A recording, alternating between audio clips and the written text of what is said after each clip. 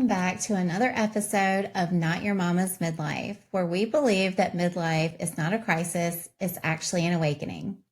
Hi, I'm Tasha Davis, nurse practitioner and owner of Downtown Hydration and Wellness in Aiken, South Carolina. But for today and for future episodes, I will be your host and your tour guide through all things midlife. So let's get right in. I'm excited to be back. It has been a few weeks, maybe almost a month, since our last episode. I, like many of you, have been enjoying my holidays. December was crazy, like it is for most people. Same with me.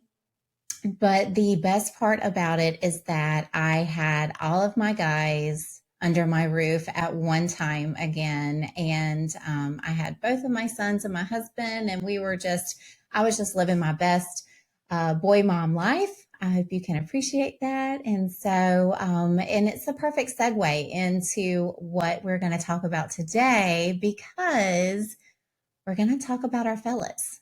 You know, we have spent the past few weeks talking a lot about some of the changes that we as women experience during midlife, the relationship dynamic changes, the obviously the physical things that go on during perimenopause and menopause and throughout our midlife. But our guys go through it too.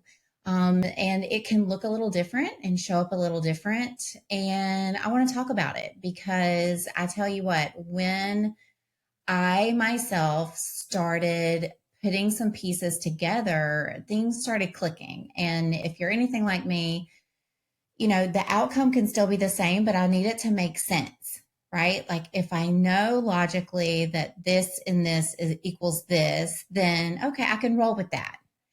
But it's so important for us to, as we ourselves are going through this midlife transition, that we also leave room at the table and leave space for our partners, because the guys experience midlife as well. Just it might look a little different. So let's talk about that. So the cliche is men and midlife and their midlife crisis is getting a red Corvette, which I'm not going to knock that anymore because during my midlife, I got a 79 Blue Beetle. So I kind of feel the red Corvette with the guys, if I'm being honest. So we're going to take that off the table. That's not midlife crisis. No, that's self-care. But we do hear about, driving the sports cars, and we hear about, dating women very young, or just kind of exhibiting behaviors that weren't necessarily behaviors that it just kind of came out of the blue, right? It's not the norm.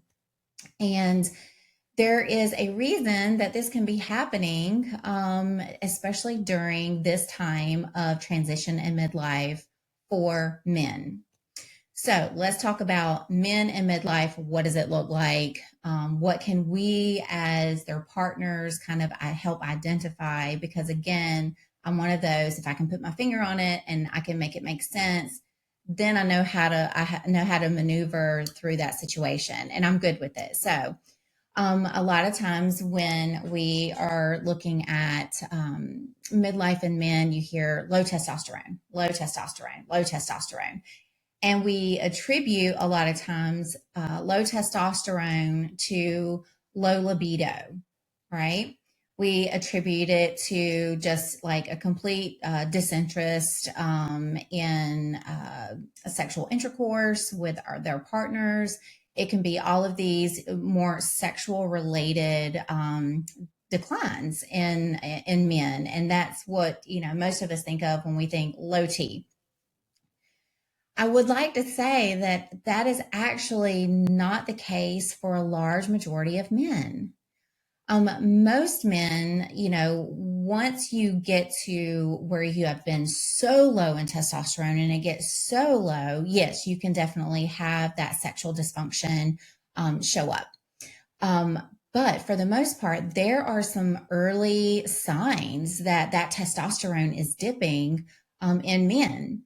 And that what that can look like is it could be low motivation. They're just not motivated to really do anything. So you might have a partner who, used to go like to go hikes on a Saturday, or like to go do this, or you had a thing, and they've recently just, it's not their thing now. They would rather stay home. Um, it could be their mood changes. So once outgoing, maybe they're more reserved. If they were already a little bit more reserved, maybe they become withdrawn. And so, withdrawn could be, constantly doom scrolling on the phone for hours on end. It could just be completely just like checked out, right? And as women, that can be frustrating because we're looking for connection and during our midlife. And with men, sometimes it can be the opposite with that testosterone gets low. It could be, it could be new onset depression, anxiety. Even for men who've never had struggles with mental health, this could be a time where those things start appearing in their lives. This could be very challenging for men, especially those that aren't, haven't had any experience with depression and anxiety, and they don't know what the heck is happening, right? They don't know. And for the most part, men aren't great at expressing that because they have to be the man, right? So men are just the doers, the keep goers, for the family, for my spouse, keep showing up, being the, whatever stereotypical, characteristics that entails. They want to keep showing up in that way. So they definitely don't want to be seen as not as the provider, not as the man, right? Some other things that could be happening is as they're getting older, their friends are getting older, and maybe they've, lost some friends. And so they're having this like awakening of themselves, of their own mortality. And that can be really scary, especially for, some of us, I think as women, we kind of do more of a transition, and sometimes it can be a slower transition. And for men, it could just be like, whoa, I was okay, and then now I'm not okay, and then I'm getting hit with all of these other things, like, maybe it's his own health crisis. Maybe he's never had high blood pressure before, and now he just got diagnosed at primary care with hypertension. Maybe he's having cholesterol issues. These are things that weigh on anyone, right? No one wants to feel like we're, getting old and things are out of our control, especially men. And so these are all part of, this transition in midlife that they are just getting hit with. It could be, maybe it is financial. They're creeping up towards that retirement, and maybe they're not where they thought they would be or where they wanted to be.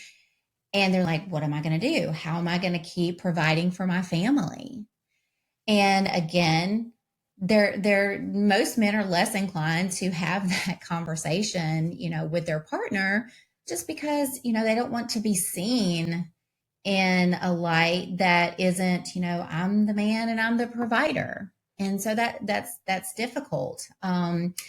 A lot of men don't have like that inner circle that women can often kind of rally the troops, and men don't typically have that type of relationship.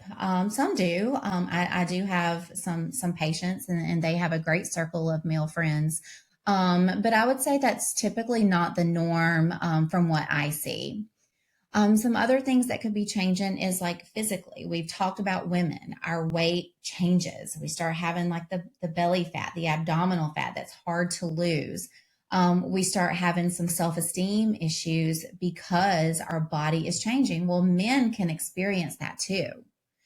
You can have a man who, maybe they were always very physically active, they took care of themselves, and now they're not liking what they see in the mirror. they feel like their efforts are, there's no evidence that they're still eating right or that they're going to the gym. Their body is changing. Um, Low testosterone for a lot of guys, that people make the comment, the joke about dad bod. And, you know, with the dad bod, typically what you envision is like more of like a skinnier frame as far as like the arms and the legs, and then have like the beer belly, what people refer to as like that pudge, that beer belly.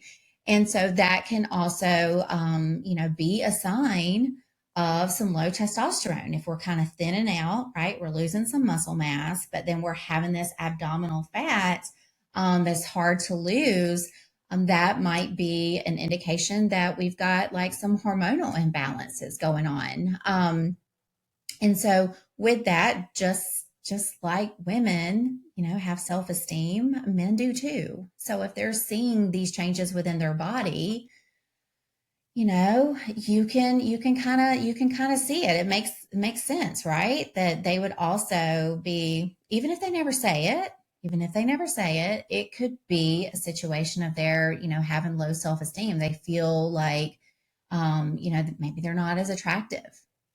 And then you accompany that with their spouse or their partner who's also going through their own midlife transition, and you've got a recipe for some not good outcomes if you don't address it and communicate with your partner about what's happening on both sides, right? So the communication, it always goes back to that of just, the self-realization of what's happening within your own midlife transition, but then also recognizing that in your partner and showing up for them in the way that they need as well. And so, you have a partner who is withdrawn, doom scrolling hours on end, not really looking for that connection. And then you have a partner who, during their midlife transition, maybe they're needing more connection, right? They're needing more reassurance. And so you can see how both sides can kind of come at each other. And when neither are getting their needs met, physically, emotionally, whatever the case may be, that starts building that resentment between the two. And again, it just kind of goes back to the importance of communicating and just recognizing that awareness. And so, can this lead to sexual dysfunction? Absolutely. Absolutely. But typically, with that low testosterone, clinically low testosterone, the sexual dysfunction part isn't the first thing you see. There will likely be other, signs and symptoms of the hormonal shifts during midlife for men, like we were talking about, the physical attributes, but as the emotional and the mental changes as well.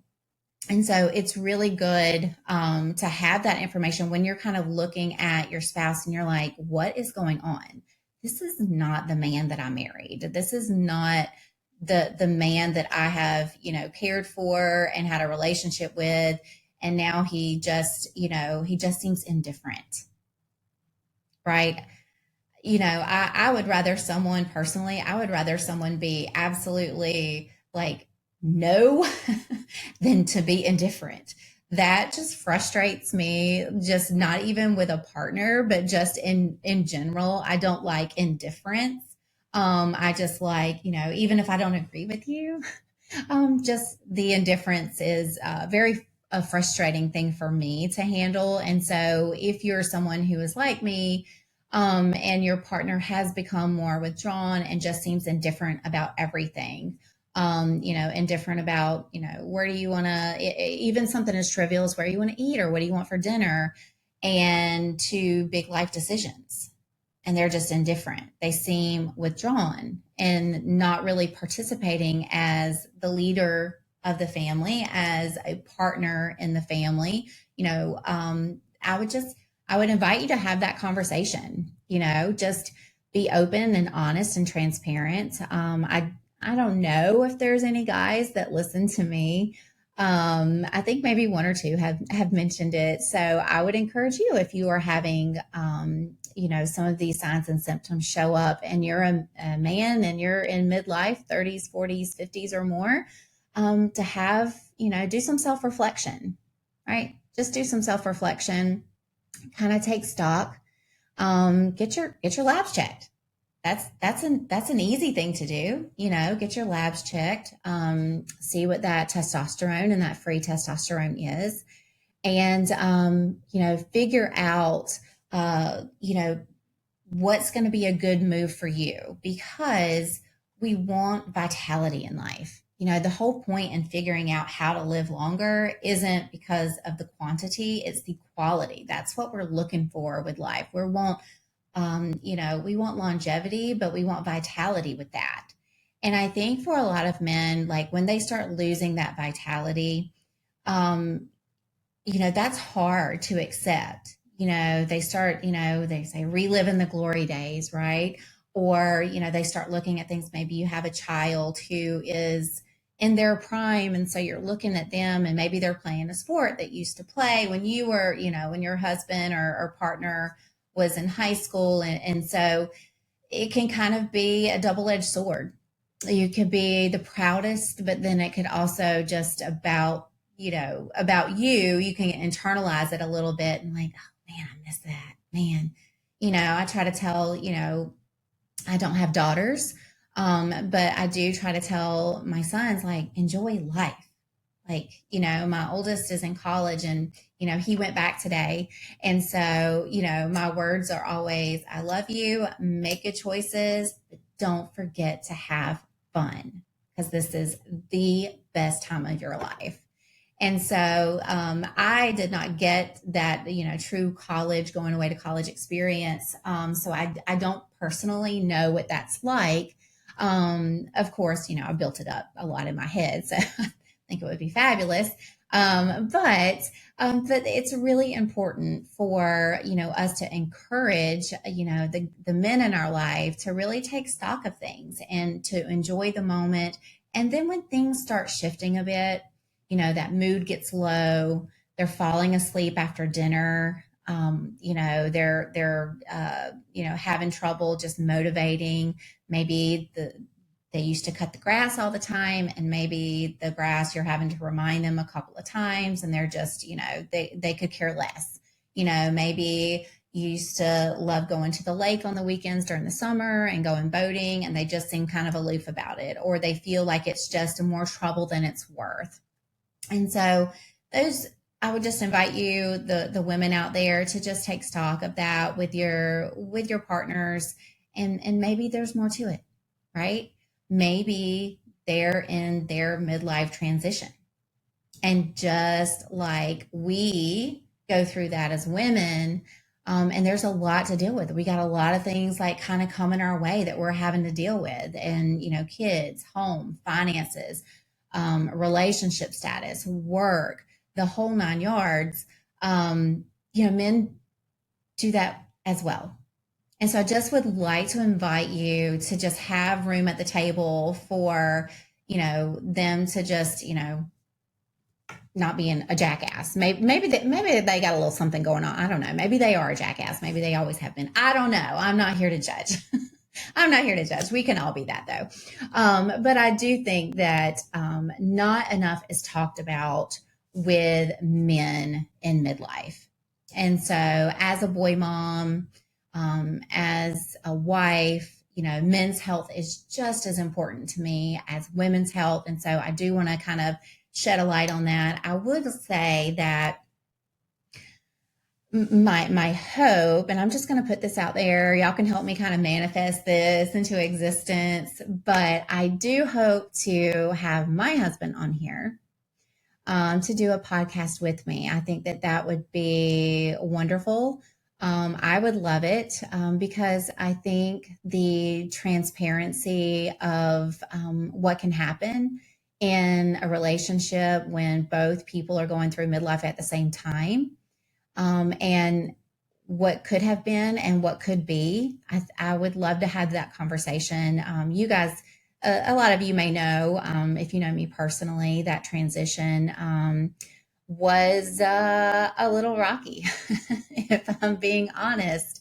But it was so worth it. It was so worth it, and it was necessary. And could not be happier with the outcome. And so, because of that, and because of the work that he and I both did during this transitional period of midlife, and both of us, I just would love to have just a very honest conversation with you and just bring you inside of it a little bit more. However, I'm respectful of his privacy. So I told him to think about it. He said he thought about it and it was a no. I said, think about it again.